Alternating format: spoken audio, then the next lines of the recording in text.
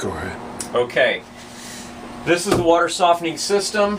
These are the two resin tanks. This is the brine tank. This is the only thing that will ever need service as far as maintenance goes. You typically want to fill it approximately half full, which is where it's at now. That's perfect. And then you want to add salt when it gets down somewhere near the bottom.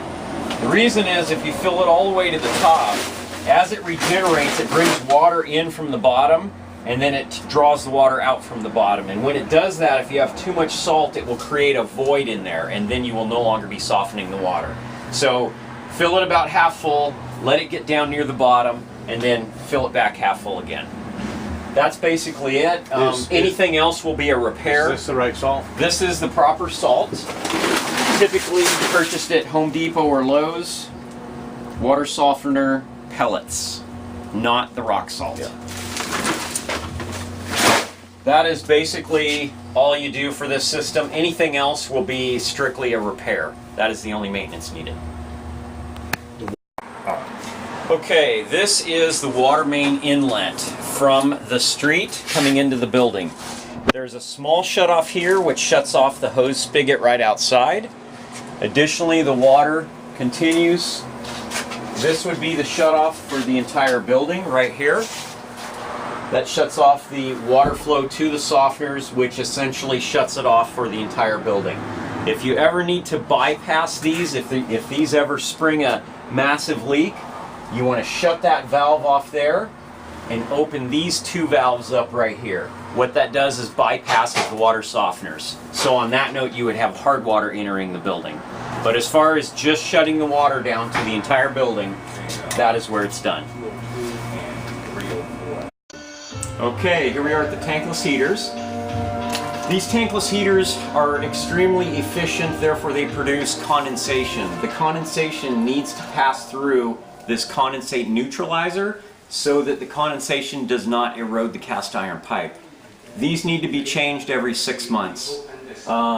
You can feel free to do it or call us. KCB Plumbing will come out and do them all at the same time, however you want to do it. You basically unscrew both ends, screw the new filter on, reconnect the hose. That's one. Two, at the same time, these little filter screens should be checked as well. Shut off the blue handle valve here, shut off the red handle valve right next to it, unscrew this right here, typically by hand. There's a little filter cartridge screen in there. Make sure there's no debris. If so, clean it out. Put it back in, turn the water back on. That's pretty much it. Every 6 months? Every 6 months, yeah. Or if you notice low hot water flow at any time, that's what you want to check right there. Okay. And that is it. Okay, these toilets here, the ProFlows, are the ultra low consumption, 1.1 to 1.6 gallons per flush. They average 1.28. As long as they're adjusted water fill line right there, as long as they're adjusted to that, it's good. You want a little bit of slack on the flapper. That's basically it. This is the adjustment for the water level. Turn that up or down. That's pretty much it for the toilets. Okay, go ahead. Okay, garbage disposal. So when the garbage disposal is not working, there's a reset button underneath. You can't see it, you gotta just feel it. Tiny little button, you press it, and that will reset the power. If the power is on, so if you hit the switch and you hear a humming, but it's not turning, then it's jammed up with debris. Take the wrench, insert it dead center middle of the disposal at the bottom, and turn it back and forth to free it up.